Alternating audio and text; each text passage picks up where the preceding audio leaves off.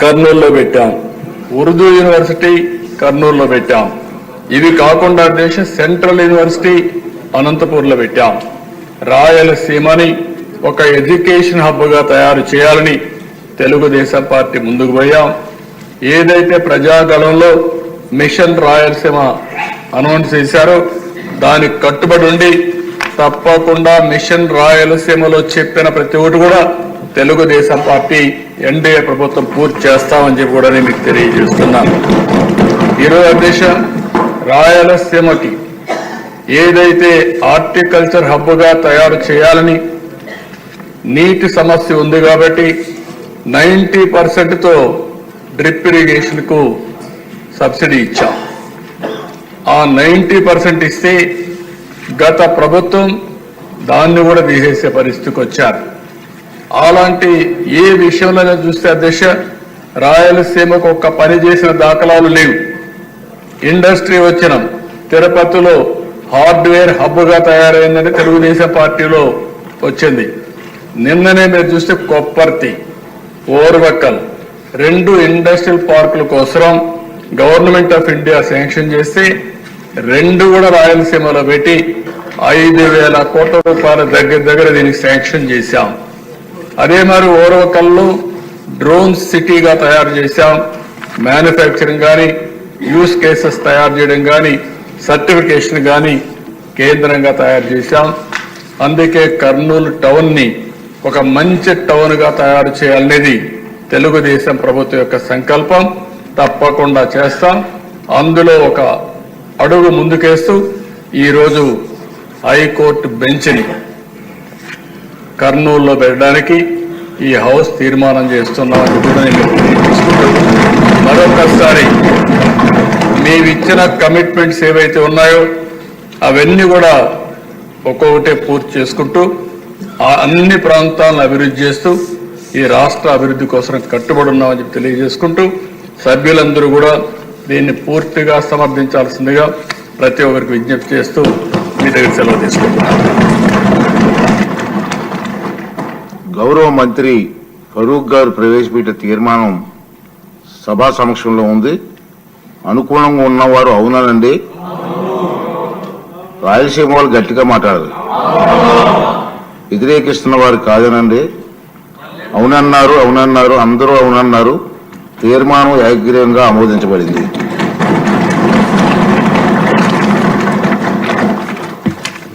తర్వాత ఇప్పుడు ఎలక్ట్రానిక్స్ మరియు డేటా కేంద్ర విధానాలపై మానవ వనరుల అభివృద్ధి, ఎలక్ట్రానిక్స్ మరియు కమ్యూనికేషన్ శాఖ మంత్రి గారు ప్రకటన చేస్తారు. అధ్యక్ష, ఈరోజు ఎలక్ట్రానిక్స్ పాలసీ మరియు డేటా సెంటర్ పాలసీ పైన స్టేట్మెంట్ ఇచ్చినందుకు అవకాశం ఇచ్చినందుకు నా హృదయపూర్వక ధన్యవాదాలు అధ్యక్ష. అధ్యక్ష, 2014లో ఆంధ్ర రాష్ట్ర విభజన జరిగింది అధ్యక్ష. ఆంధ్ర రాష్ట్ర విభజన అనేది ఆంధ్రులు కోరుకుంది కాదు.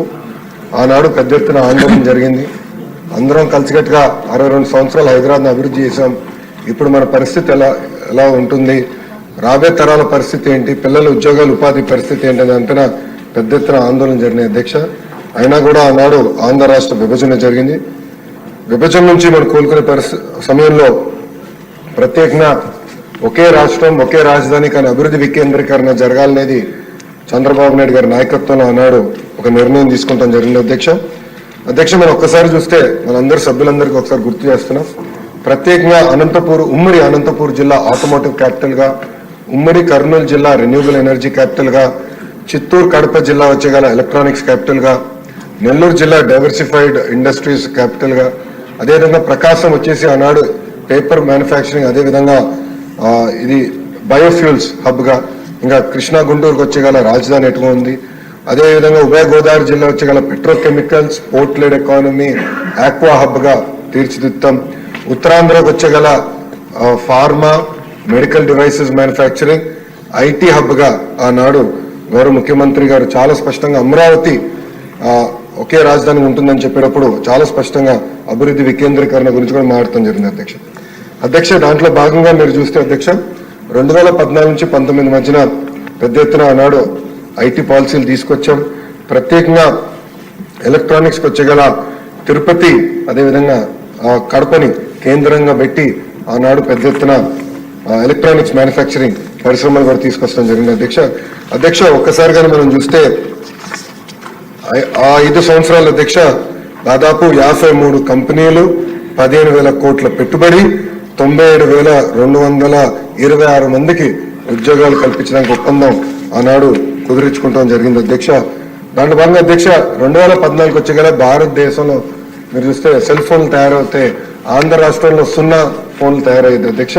అదే చంద్రబాబు నాయుడు గారి నాయకత్వంలో 5 సంవత్సరాలు భారతదేశంలోని 25% సెల్ ఫోన్లు ఆంధ్ర రాష్ట్రంలో ఆనాడు తయారయ్యే పరిస్థితికి తీసుకొచ్చారు అధ్యక్ష ఒక ఫాక్స్కాన్, సెల్కాన్, డిక్సన్, టీసీఎల్, అదేవిధంగా Sunny optics, pox link, Daikin ఇట్లా అనేక పరిశ్రమలు ఆనాడు తీసుకొచ్చారు అధ్యక్ష గౌరవ ముఖ్యమంత్రి గారు ఆనాడు మంత్రివర్గంలోనే ఉన్నారు అధ్యక్ష.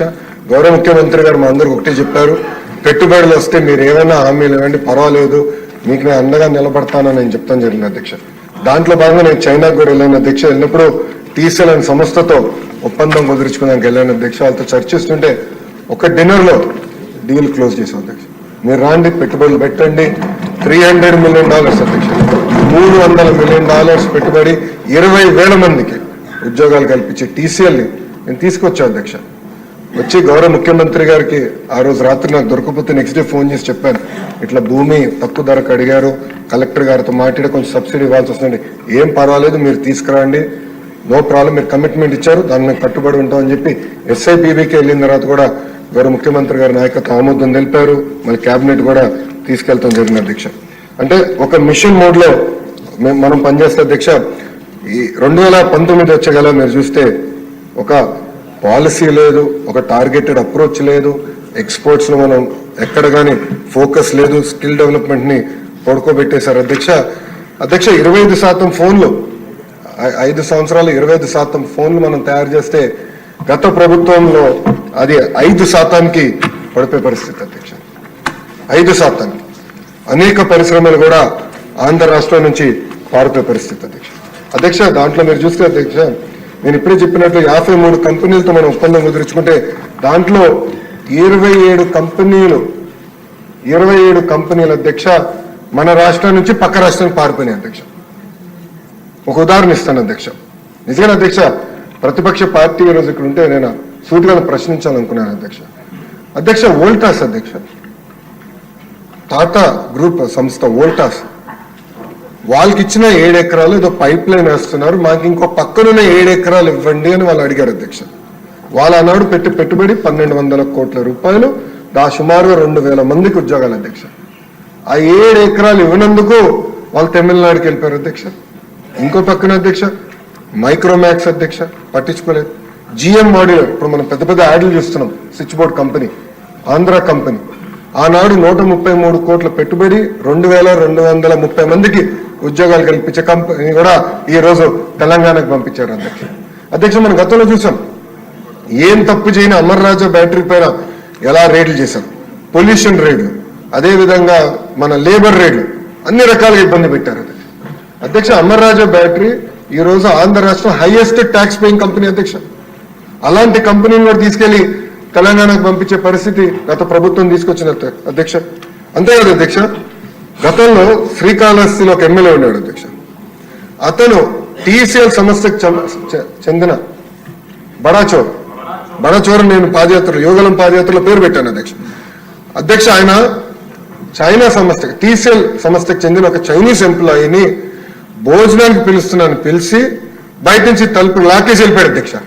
ఎందుకంటే క్యాంటీన్ కాంట్రాక్ట్ ఆయన కావాలంట, వెహికల్ కాంట్రాక్ట్ ఆయన కావాలంట అధ్యక్ష. ఇది కేంద్ర ప్రభుత్వానికి వెళ్ళింది అధ్యక్ష. కేంద్ర ప్రభుత్వానికి వెళ్ళి ప్రధానమంత్రి ఆఫీస్ దగ్గర నుంచి డైరెక్ట్ గా ముఖ్యమంత్రి గారి కార్యాలయానికి ఫోన్ వచ్చిన తర్వాత వాళ్ళు వదిలిపెట్టే పరిస్థితి అధ్యక్ష. ఇంతేకాదు అధ్యక్ష, నేను గతంలో IT గురించి మాట్లాడేటప్పుడు కూడా చెప్పాను. TCL సంస్థ కష్టపడి మన ప్రభుత్వం గతంలో తీసుకొస్తే అధ్యక్ష, గత అధికారులు కానీ మంత్రులు TCL వస్తే కూర్చోబెట్టి లోకేష్కి మీరు ఎంత వాటా ఇచ్చారని అడిగారు అధ్యక్ష.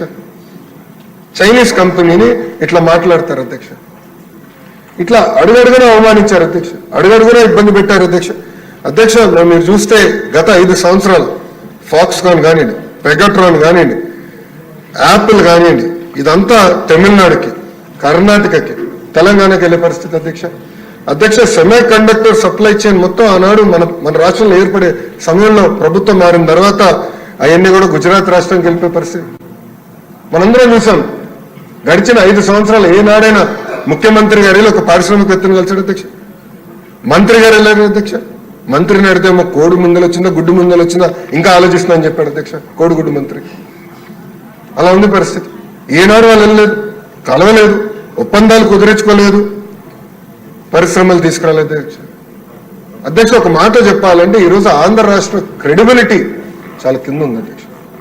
యువగలం పాదయాత్రలో నిరుద్యోగ యువకులందరూ నన్ను అడిగారు, మీరు పరిశ్రమలు పెట్టుబడులు మీరు ఎట్ట తీసుకొస్తారంటే వాళ్ళు ఒకటి చెప్పాను అధ్యక్ష, మా దగ్గర ఒకటి ఉంది, అది బ్రాండ్ బాబు చంద్రబాబు నాయుడు గారు అని చెప్పాను అధ్యక్ష.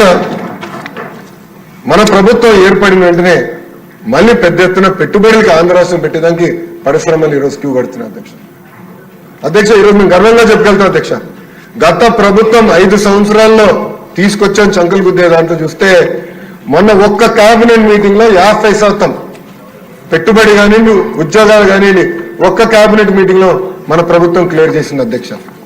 కేవలం 5 నెలలు అయింది మన ప్రభుత్వం ఏర్పడి. సో పెద్ద ఎత్తున మళ్ళీ పెట్టుబడులు ఆంధ్ర రాష్ట్రాన్ని తీసుకొచ్చే దిశగా మన ప్రభుత్వం పనిచేస్తున్న అధ్యక్ష. మనం చూస్తే కొత్త పాలసీస్ దీనికోసం మనం రూపొందించాం. ప్రధానంగా వచ్చేసి ఎలక్ట్రానిక్స్ పాలసీ అధ్యక్ష. గౌరవ ప్రధానమంత్రి గారి నాయకత్వంలో మేక్ ఇన్ ఇండియా అనేది ఒక ఫోకస్ థ్రస్ట్ ఏరియా అనేది రూపొందించారు అధ్యక్ష. నిజంగానే ఒక పక్కన గర్వపడాలి, ఎందుకంటే ఐఫోన్ ఈ రోజు భారతదేశంలో తయారవుతుంది. కానీ ఇంకో పక్కన బాధ కలుగుతుంది అధ్యక్ష, అది ఆంధ్ర రాష్ట్రంలో తయారవట్లేదు.